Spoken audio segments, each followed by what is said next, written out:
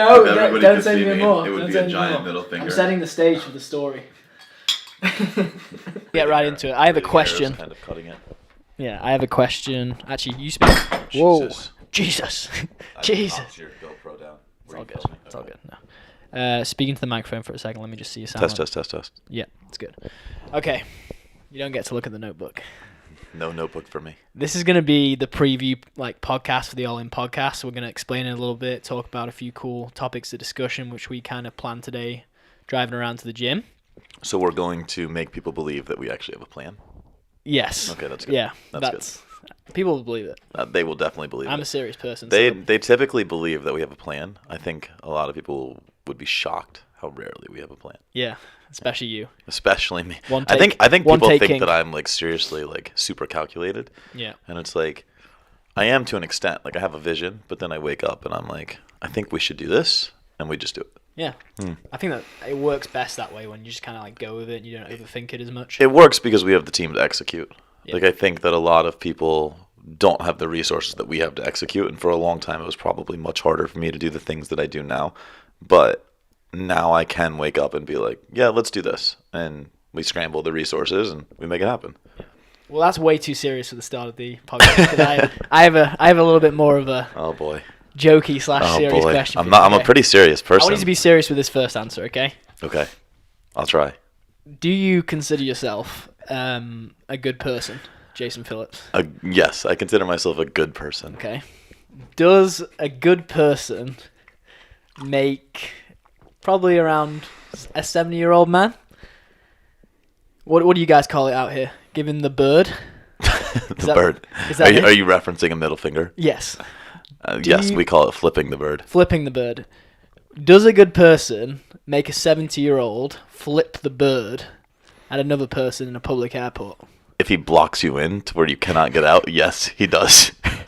Okay, so we got back from California yesterday morning. Yeah, we landed at 7 a.m., 30 minutes early, actually. After the red eye. Jason's second home is the red eye, mine is not. I'm not a fan of the red eye.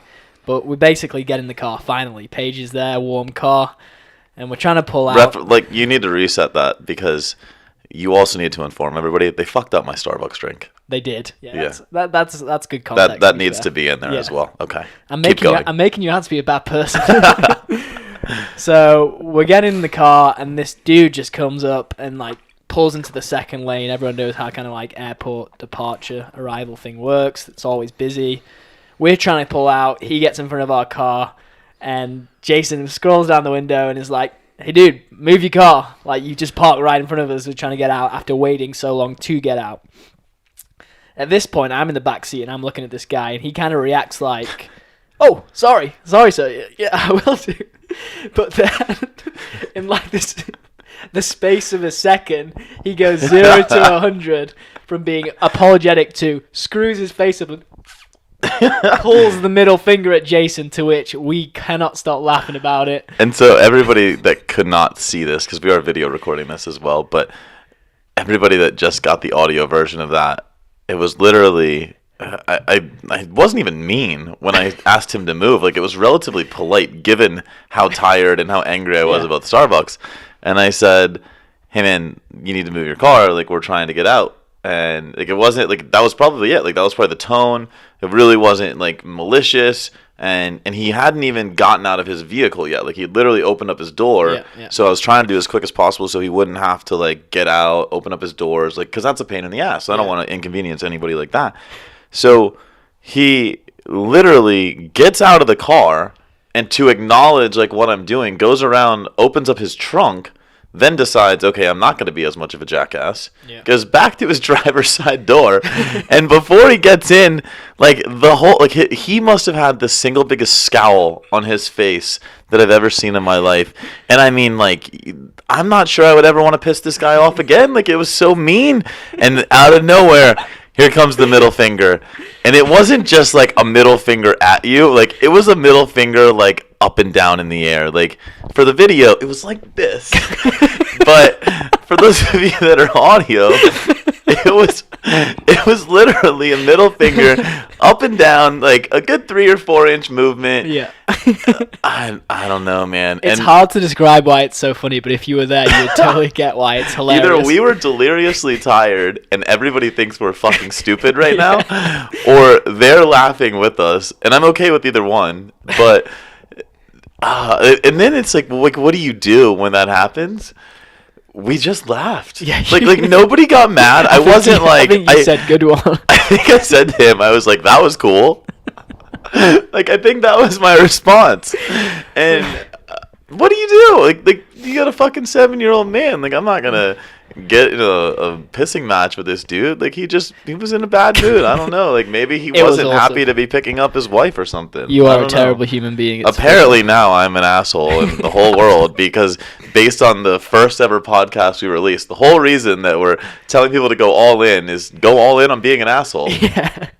Yeah, I just wanted to start it with a little bit of comedy, and also to make people believe that you are a normal human being and that you can laugh about normal things, because that was one of the things that we were talking about in the trip in California. Jason, you spoke twice that weekend. You spoke on the Thursday and the Friday.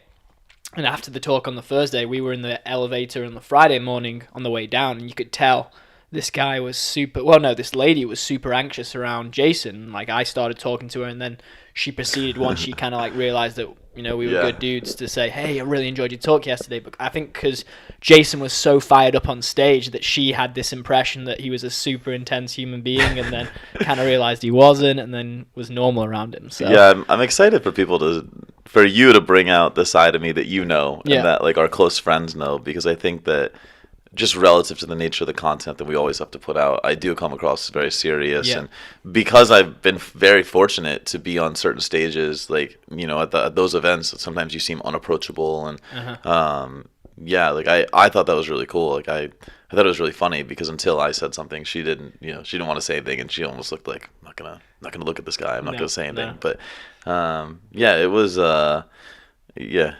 And actually, as we're talking right now, Chastity just liked my comment of flipping you off at your handstand video this morning. So apparently middle fingers are the new thing. Yeah, absolutely. But yeah, no, I think it'll be cool for people to get to know us a little bit more as well. Yeah.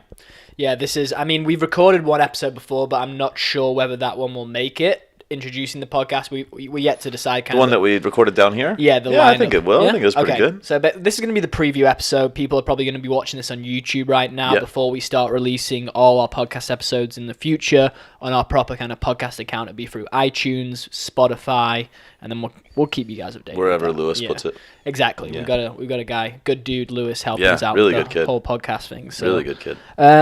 Let's start today with, we were obviously at the Fitness Business Summit this weekend. Yeah. We were on a trip to California basically from Tuesday. We flew out, and then we came back Sunday morning. Do you want to kind of like update us all with what we were doing and kind of how the trip went? Yeah, so it was a long trip. Yeah. And I'm still absolutely, like, for those of you guys watching, you're probably like, he looks like he's dead. Like, it's okay.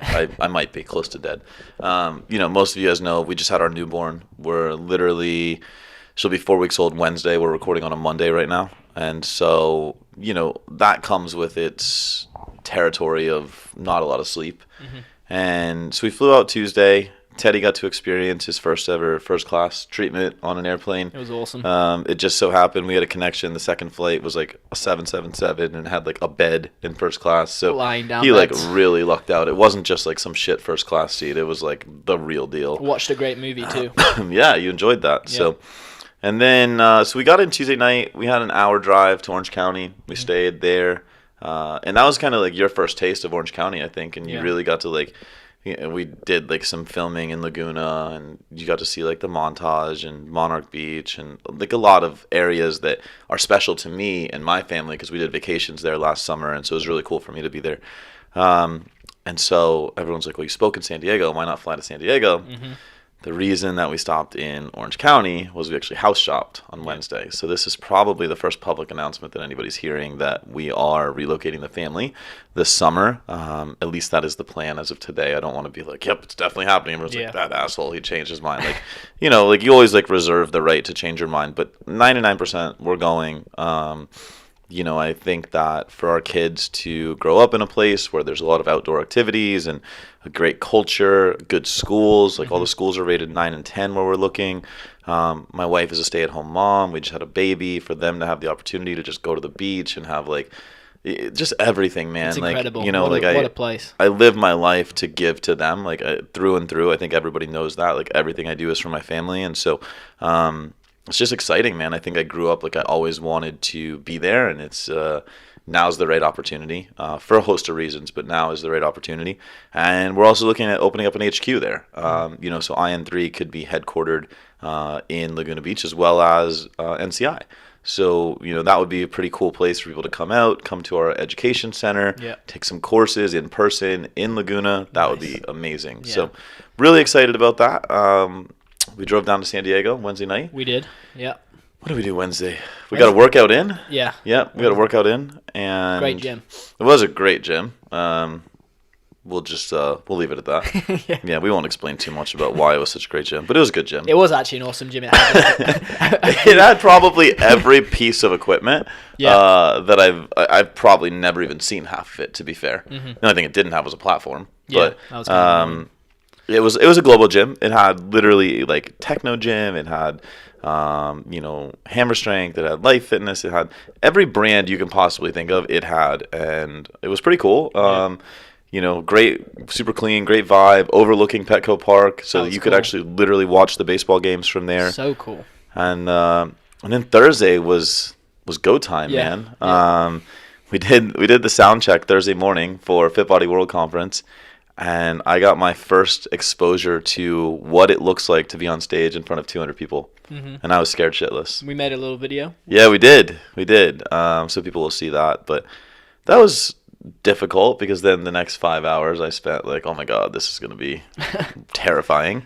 And I was blessed to be invited to speak at the Fit Body Bootcamp World Conference. So for those of you guys that don't know, Bedros Keuilian owns the franchise Fit Body Bootcamp, and they've got, I believe, 600 or 700 locations worldwide, and they're awesome, man. The franchise owners are great people, just amazing interaction with everybody there. It was such a good vibe. Yeah. And so they invited me to speak on nutritional implementation in their facilities. And so I think I brought some fresh ideas, completely counter what most of them are doing now. Yeah. And there was a lot of buy-in to what we were doing. I think a lot of people really wanted to learn more. So that was exciting. Great reception, came off stage. A lot of people had amazing things to say. So that was cool. Yeah. And while it was terrifying to be in front of 200 people, I was then told that the next day there was going to be 1,200 people, which was even more terrifying. They basically took down the sides of the... Yeah, they knocked down the side walls. Yeah, the side walls of the room we were in, and it was just a huge kind of Yeah, it was definitely a big stage. So Friday, I was gifted and humbled and given the opportunity to speak at Fitness Business Summit. And so for anyone that doesn't know, Fitness Business Summit is the premier event of the year. Yeah. In reference to business building for fitness entrepreneurs. You've got gym owners, you've got nutrition coaches, you've got trainers, you've got online business people, whatever it might be. They're all out there. Yeah. And it's a great place to network. And so I went to my first FBS 8 years ago. That's crazy. And it was a much smaller event. It was at a Westin in Costa Mesa, and it was amazing to me to see how much it had grown. But it was, I remember sitting in that audience, and I talked about this in my speech. I sat there and I wanted so badly to be a part of everything that was going on, but I left it there. I left it at a want. I didn't really take action, and I've always, I don't regret it. I don't regret anything, but I always look back on it as not the best quality within myself. I was lazy. I didn't, I expected things to come to me instead of working for them. And so, I sent Bedros a text last year in January. And it's when success for us was really kind of hitting, and I said, dude, one day I'm gonna speak at Fitness Business Summit, and sure enough, 4 or 5 months ago, I got the email, and they were like, hey man, will you speak at FBS? Yeah. And so I quickly want to plug my wife, because I said that to her, and she's like, absolutely, you have to. And then I looked at the dates, and I said, no babe, I'm not gonna go. And she's like, why? And I said, well, it's 3 weeks after Emmy's born. And she was like, no, you have to go. I'll be fine for a couple of days. Paige is awesome. And I just that's when I knew. I was like, yeah, got the best wife in the world. Yep. So went and just crushed it there. I really felt good about the talk. Like, I felt like there was a lot of energy. We had a lot of engagement on the Q&A. I mean, we had to shut it down, and there was still a line. Yeah, that was cool. So, and yeah. people will see this. Like, we made a behind-the-scenes vlog type of thing, so it's probably going to be more than one vlog just with the sheer amount of things that we did. Happened. But I think it's really cool, and it gives a lot of insight into not only the FBS weekend, but kind of like what a trip for you looks like. And it's not all just like going to different events and speaking on stage. It's a lot of like, it's a hustle, it's traveling, it's early mornings, late nights, room service. I think a lot of people don't. I think they see the glamorous stuff of like, oh, you're on stage, oh, you're with so and so, and it's like those are amazing perks. Don't get me wrong, but it's a hustle, it's a grind. Like it's just like any other job. You have to put in the work that nobody wants to see or nobody cares about. But it's cool to have the vlog to showcase that. But we spoke Friday, Saturday we saw one or two more homes, and then we were home, man. We were on the red eye and made it home Sunday morning. Yeah, it was an awesome trip. So, and then we got flipped off. So that was the icing on the cake, man. Cherry on top. That's you know what the funny part is though. That's something we will never forget. Like we will be laughing about this 50 years from now. Like we will be 70 years old and we're gonna be like, we're that old motherfucker that needs to flip someone off at the airport. I already said like the next NCIL one that Jason does when he's speaking at some point over the weekend. I'm gonna kind of do the old. Wait, hold up. Oh, sorry, my alarm's going. That was my reminder. Oh, that was your reminder for us to record this? Yeah. That's how we roll. See, on top of it, we are organized. So yeah, every now and then you're organized, not me. amazing weekend, and obviously it was so good. Yeah, I'm looking forward to bringing out the videos and the YouTube page. We're going to be a lot more active with it, so I'm excited about that and bringing more content to all those people that follow ALLiN³, and we've got some good feedback, so that's cool. Okay, we're going to get into a few of the things that we decided to talk about, or kind of pre-planned, didn't pre-plan, just like I'll be super transparent. I have no idea what we're getting into right now. Okay, this is more serious. Teddy gave me no heads up. In fact, I looked at his journal and he said I'm not allowed to look at his journal. So just so you guys know, I have no idea what we're getting into, but that's okay. Yeah, it's cool. It keeps it fun. 18.4. Yeah. Pretty gnarly workout. We both did it this morning. Went better for some than it did for others. Wow. I mean, let's give everybody context there. It didn't go very well for me. It just was, I didn't even attempt handstand push-ups or a handstand walk. So the deads, everybody knows I have a reasonably good dead. Pretty damn decent. So I did the deads, and then I did hand release push-ups, and then I did more deads, and I did a bear crawl. I never thought I would. Bear crawl? Yeah, man. Oh yeah, I bear crawled. I never thought I would bear crawl in an open. In fact, I even joked about it in our open strategy, but I did. I bear crawled in an open, and yeah. That's why we can't do the workout at the same time, because I needed that. I'm so glad there's no video of me bear crawling. So much B-roll videos going on. I don't think anyone wants to see me with my ass in the air. Everyone I promise. To see it. Dude, that workout was, first of all, not to toot our own horn, but we nailed it with that strategy. Yeah. You nailed it. I didn't write it. I just recorded it. It came out, and I think the first thing, within 5 minutes, I was on Facebook, and I said something to the effect of, hello, sympathetic nervous system, welcome to the deep end. Yeah. And literally right before we started, our good friend Andrew Wolf sent me a text, and he said he had improved his score from Thursday night, but was completely fucked. Yeah. And he had finished it over 2 hours ago and was like still shaking.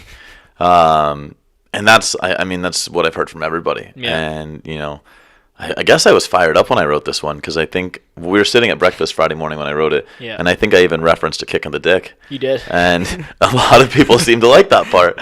So, it's, I have mixed emotions on this workout. I think it's a fantastic workout, but I think it's like a regional workout. I would love to see them race this in regionals with no, this gets announced at the stage. Because, it was fun to watch Panchik and BK, because BK went out really hot, and Panchik, chased him down. But I and obviously we said it from day one, you and I both predicted Fraser would destroy this, and he did. Fraser's probably the only person in the world that can go out hot and stay hot for 6 minutes to destroy this workout. But I think it would be a fun strategy workout for guys at that level. I think that CrossFit really drew a line in the sand this year, and I think they said the Open is no longer for everybody. Handstand push-ups are 3 or 4 years old in the Open. I mean, they're still relatively new, relatively speaking. The standard changed. I think everybody is bitching about that. I didn't get to test it, so I couldn't tell you. But I did get to test it, and it was harder. And it was harder. Yeah. Yeah. And so a lot of people are upset with that. And so I think that not only do you have that, but then you have to go and not only did we introduce a new movement, but a new movement where you had to be pretty good at it. Yeah. Like it wasn't like dipping your toe in the pool. It was like you dove in head first. Yeah, the handstand walk. And Yeah. what surprised me about it was the fact that he didn't just kind of like introduce it as like, oh, one of those extra exercises right at the end. It was Right. like, we're going to blow up your midline. Yep. We're going to fuck you up with some deadlifts. So not only are we going to, like, it would have been one thing if he opened with a handstand walk, or if he put it like in the middle where it wasn't your shoulders were blown up from handstand push-ups or your midline or, you know, from the deads. It was like you were taxed getting to that movement. That's a regionals kind of level. Yep. Hey, we're going to pre-fatigue you, and then we're going to give you this skill, which was kind of weird. Like, when we were watching it... I could have seen it, like, you know, and I made the statement to you that I swore up and down they would never see handstand walking this year in the Open. And you said it was coming out, and fair play to you, man. Like, you called it this year. I said 1,000,000% no. I guess the way I would have envisioned it would have been very similar. So what are we, 18? It would have been 16-1, where it was the overhead walking lunges were the majority of the workout. Yeah. Now, a lot of people struggle with that movement, mobility, strength, whatever it might be. But people were able to get small chunks. Or if you have like the handstand walk be like the primary mover, people are going to start PRing their handstand walk. Well, if you look back traditionally at the Open, like the muscle ups are, the muscle ups are put in where they are so that people can PR their muscle up. Yeah. Right? Like you weren't super fatigued in 18.3 getting to that muscle up. Nope. So a lot of people got their first muscle up. I think it would have been really cool had handstand walking come out in a capacity where people could have gotten their first 5 feet. Because I know for me, I would have actually given it a legit shot. Absolutely. I cannot handstand walk, but if that's the way it would have been broken up, I would have spent 20 minutes working on my handstand walking. And if it didn't work, I would have gone to the next heat scaled. And I think that would have been a really cool use. I think this was very much like, hey, if you're not an athlete, fuck off. Like you're not really cared about in the Open. And you know, a lot of people ask us business questions, and we've been very fortunate to build businesses. And I've always like kind of given my opinion on the state of CrossFit and where it's going as a business, and as just like an everyday training modality, you know, but I think that CrossFit is going to alienate a lot of people after this Open. I think you're going to see a lot of members get very frustrated. And, you know, I think it's one thing for people to chase a muscle up because the prerequisite is a pull-up. It's, you know, it's another thing to chase a handstand walk. A lot of people can't even fucking kip upside down onto the wall, let alone, like, now you want me to walk on my hands? Like, that's craziness. Could you not argue that people will be able to do it because now they have to be able to do it? Do you not think it was just a... How many gyms do you know where they actively are teaching it unless you're staying after or before? Like you know, that's skills are making. Yeah, I think that you'll see people shift to it, but I guess the answer is why, right? It's more like I have a hard time seeing it as a standard. I understand what you're saying. And it's going to be very interesting to see how the community as a whole adapts to the fact that, okay, the Open's got a lot more technical. Yeah. Are people able to do it? Because, there are people of all types of abilities, different backgrounds, that, you know, some people will struggle with it regardless of how often they practice it, how many progressions they do.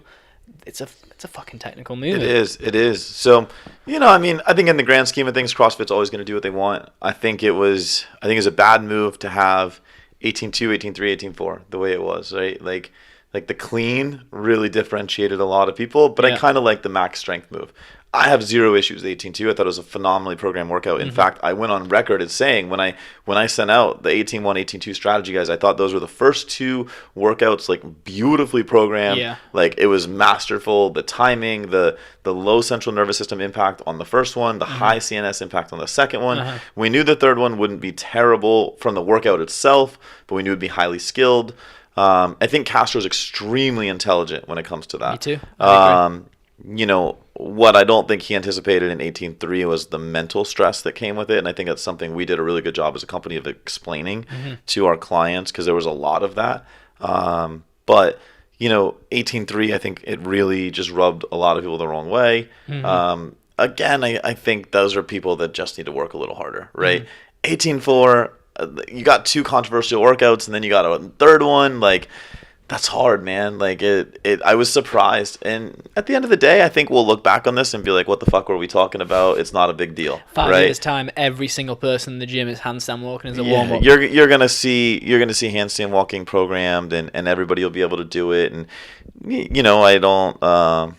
I don't think it's as functional of a movement as a muscle up. But hey, that's not why I'm in this space. It's not for me to decide. But it's an interesting one, dude. It's an interesting one, and I think only time will tell, like you said. But I do have respect for Dave Castro. I do like most of the workouts that he programs, and I think it's a hard job. Yeah. I think there's always going to be people that give him shit, regardless of the workouts that he puts out. There's always going to be that audience and that crowd, and I think it's a highly pressurized job because he works as a one-man team. It's not like, hey, me and a group of 8 other people program this. He takes sole responsibility and ownership for it. And I have all the respect in the world for him. A lot of people are not a Dave Castro fan. I personally am a Dave Castro fan. I think he's actually I think the rate of growth and the rate of competition has really, really helped.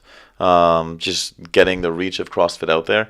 But I think that now we're reaching a critical point and a tipping point. And I think that if we continue going down that route, CrossFit gym owners are going to struggle to maintain a positive business because I've been in several CrossFit gyms. I've spoken with several CrossFit gym owners. A lot of them are nutrition clients. And, inevitably the conversation goes to them getting new clients, keeping clients.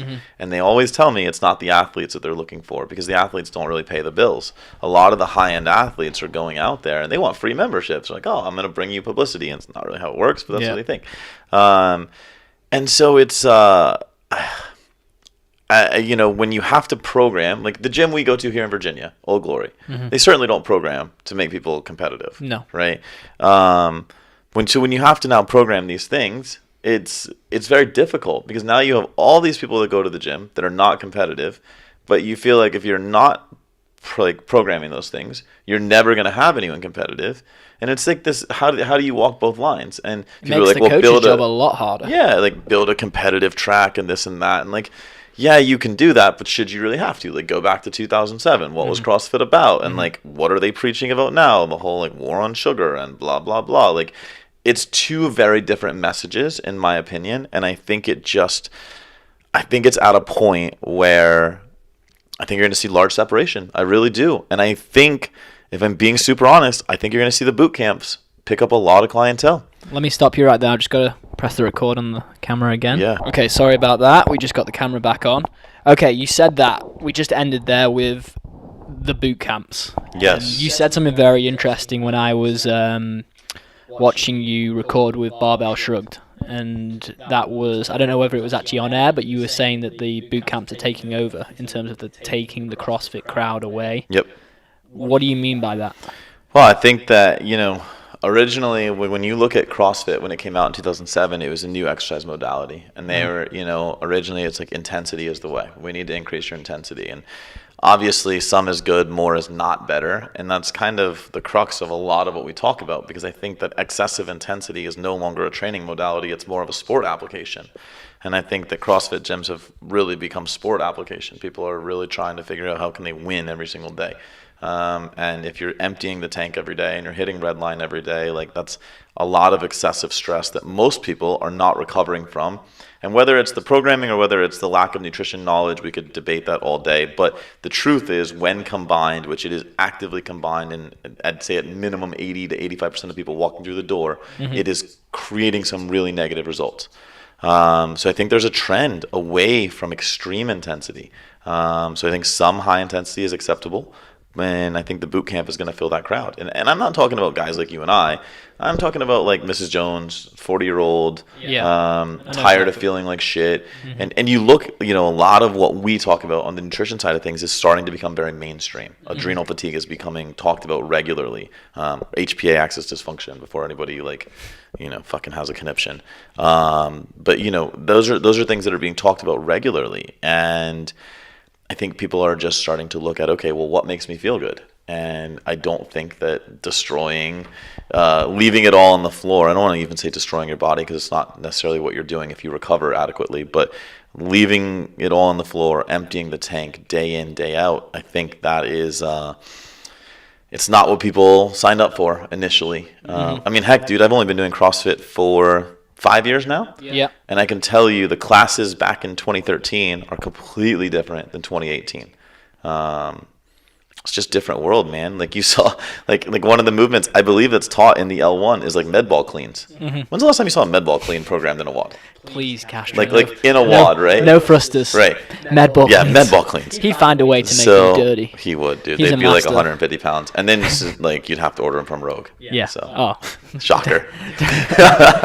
We won't even go down that rabbit hole. Okay. Well, we can talk about more stuff like this going ahead. I got a question on the ALLiN³ account today, which I kind of wanted to bring up to you on here because I thought it was a really good question. Yeah. And I actually responded to Mandali13. Awesome. I think that's you. She said, I love everything you guys do and the way you approach everyone's goals differently. I just struggle when I see a majority of regional and games athletes looking jacked and performing well, yet we say you can't have both. Is it just a genetic thing? The way they train, I just see it's possible to have both, but would love to know the variables and why it's obtainable for them. I get if it comes down to the volume of training, but I have a feeling it's more nutrition oriented, and if that's the case, then that's something we all have control over. Let's get into that a little bit. I wish it was as simple as nutrition only. Like I really do. I think that if it was because their nutrition was superior to everybody else, then we would be able to replicate that across everybody doing CrossFit. But that's obviously not the nature. Unfortunately, and no one's gonna like this answer, but it's the truth. They're like the 1% of the 1%. Yeah. They are the genetic elite. When you go to NSCA and you become a certified personal trainer, one of the first things you hear in their like audio spiel is athletes are born, they're not made. Like there are certain people that are born with aerobic capacity, anaerobic capacity, certain amount of fast twitch muscle fibers, whatever it might be. They are born. They're maximizing their gifts. The way they look is a byproduct of their performance. I would argue with absolutely there's some exceptions. So let's say 90% of people at the games truly don't care how they look. They're not eating to look a certain way. They are eating to ensure that they're performing and recovering every single day. Now, I would argue there's probably 10% of people that are genetically talented enough to get themselves there, but they're not performing maximally. I won't say names, but there are certainly people where that is the case, and I've worked with them. So that's really what it comes down to. But let's take a step back. I think a lot of people want to compare themselves to a CrossFit Games athlete. 90% of people at the CrossFit Games don't even have day jobs. Yeah. Or they own a gym or somebody's running it for them. So imagine this, right? Like you've got two completely different scenarios. But imagine if you and I could wake up, right? Sleep in till 10 or 11, go roll out, do whatever it takes, cook our food, go to the gym, spend 2 hours training, go home, have a recovery shake, have some lunch, take a nap, go back to the gym, train again, go home, same, like rinse, repeat, like recovery shake, dinner, sleep Meals 10, already 12 sorted, hours. recovery on volume of all Everything, these like devices. body work whenever we needed it, sponsors sending shit to us. Imagine how simple that is, right? Like there's no stressors available. Yeah. Now, like my life is extreme, but I'm waking up 2-3 times a night with a newborn. Yeah. I have 15 employees or 15 coaches. I've got like 20 employees. I have a wife and I have 3 other kids. I, have content that I have to put out to the internet. Oh, and by the way, I'm just trying to sneak to the gym. Half the time I don't even have an hour to train, but I try to build an hour out in my day. Yeah. Like they're completely different scenarios. So the stress adaptation principle that we reference time and time again is completely skewed. The rate, like the volume of stress is so high that the subsequent adaptation is very difficult to achieve. Yeah. And so if you're giving a performance stimulus, if you're beating the body down, you're doing a lot of high volume, high intensity work, what you have to prioritize via nutrition, like it's a must, is recovery to facilitate the adaptation to that stimulus. You cannot go in and try to give a recovery stimulus or an adaptation stimulus that would be fat loss, which would be a calorie deficit, because now you're just tacking on to the stressors. So I think a lot of people in Western culture want to compare themselves to the genetic elite when it's not a level playing field. Yeah. It's not a relative. It's not. And I remember, talking to Brent Fikowski, he's got a day job, but even he, as the game season rolls around, tapers down his work there. And I would say even he's a very unique dude. And he is extremely unique, extremely calculated. Yeah. But, Carlene owns a gym. Reagan didn't own a gym. Now she owns a gym. And I can tell you she's more stressed out now that she owns a gym. Yeah. Travis Mayer owns a gym. Somebody runs it for him. Noah doesn't have a job. You know, all the people that we're super close to. That's the case. And, you know, life's fucking good when that's all you got to do. But and it has to be for them. It's not saying that, oh, those guys don't do anything else. Like, that's their job now, and like this sport. And it is a job. I mean, the financial compensation is that of a job these days. I think that a lot of people are starting to make adequate money doing it. Yeah. So why not? Well, I think that covers that pretty well, Mandely. If you have any questions. I hope that's a good answer. And like Teddy said, I mean, if you have questions, please reach out. I love the fact that people are leaving questions for us. Me too. It's great. Me too. The Instagram page is becoming a lot more interactive. Yeah, it's good to see. Shout out to Teddy for blowing up our Instagram page. Shout out to Teddy. Great job, dude. Yeah. Just don't flip him off. Okay. Have you got anything else that you want to kind of bring up? Do you want to explain a little bit of what people can expect? This is the preview episode of the ALLiN podcast. What can people expect going forward? We've already recorded a few episodes. Yeah. We're really excited about it. Tell them what they can So on expect. the first one that you guys won't have heard yet, but we talk about, you know, what ALLiN is. It's ALLiN in three unique things, right? And ALLiN in your physical pursuit is, you know, you're either all in on performance, aesthetics, or life. Yep. With the podcast, we talk about fitness, business, or nutrition. You know, three things that I feel reasonable in terms of giving advice about on the podcast where it's you and I. But there are three types of, you know, people or three like areas where I'm excited to interview individuals from. And I think it'll provide just really good value. And, you know, we recorded over the weekend with Tori Wilson. Yeah. And it was cool because that interview it touched on all three. You know, we started with her life and, you know, for anybody that knows who Tori Wilson is, she's super famous, former WWE diva, very well known, and she, on the surface, has it all. And so we went really deep and we learned about her life, which, you know, within that parlayed itself into fitness, and with all the shit she's had to overcome in life, it's now parlayed itself into business. And I think it was really cool how all three were interwoven, and I think a lot of people will begin to realize that fitness entrepreneurs have really mastered some of those things.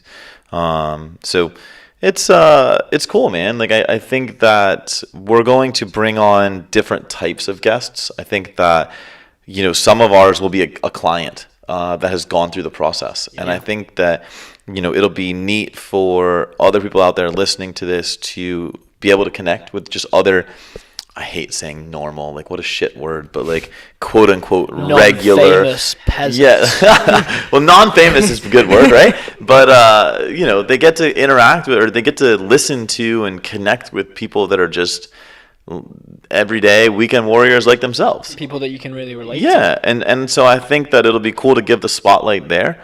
I think we're going to bring some people on, and anyone that knows me knows I'm not afraid to go deep with individuals. So I want to become the most researched podcast host. I really want to understand an individual, and I want to go deeper than surface level shit. And where that comes from is I get on a lot of podcasts and everyone wants to ask me the same questions. Yeah. And I hate telling the same stories. And so I'm hoping that we'll give people an outlet to put some things out that they've never gotten to talk about, and we'll really get some amazing content. But more than anything, man, this is directed by everybody listening. So, you know, as we sign off today, it's, what do you guys want to hear? Who do you want to hear us talk to? What do you want us to hear us talk about? What value can we bring to you? And at the end of the day, that's what it is, right? I mean, you and I, we listen to podcasts all the time in the car, or on planes, or whatever it might be, and so we're excited to now pay it forward to those people. It's pretty damn cool. So it is. Awesome. We'll wrap this up now. We won't kind of end it with all the normal podcast formalities. We can save that for the real thing, but we just wanted to give you guys a taste of what you can expect. We're here in the iron-free basement. For now, dude, just think, like, after July, it might be the IM3 pool. Yeah, that would be pretty cool. So, poolside podcast. Poolside podcast. Love it. And also, I just wanted to leave on the note that while, yes, we are going to have guests, this isn't just a podcast that kind of, like, goes and interviews Correct. everyone. You know, we're going to have sit-downs with Jason. We're going to have sit-downs with the iron-free team too, and we really want to mix the content up and kind of not make it that same old podcast type of thing. We really want this thing to be different, and I'm super excited that we're actually doing it. So yeah, it's been a long time in the works. I know we've wanted to pull the trigger on it. It's just been a lot easier with us being in the same proximity. And yeah. But yeah, as with everything we do, we want to put a unique spin on it. We want to take it somewhere that no one's ever really gone. And at the end of the day, it's always impact. Like, it's always impact driven. Everything we do, IN3, NCI, it's always impact driven. So we're excited to share that. Awesome. Thanks for tuning in, guys, and we'll see you in the real episode 1. See you guys later. See ya.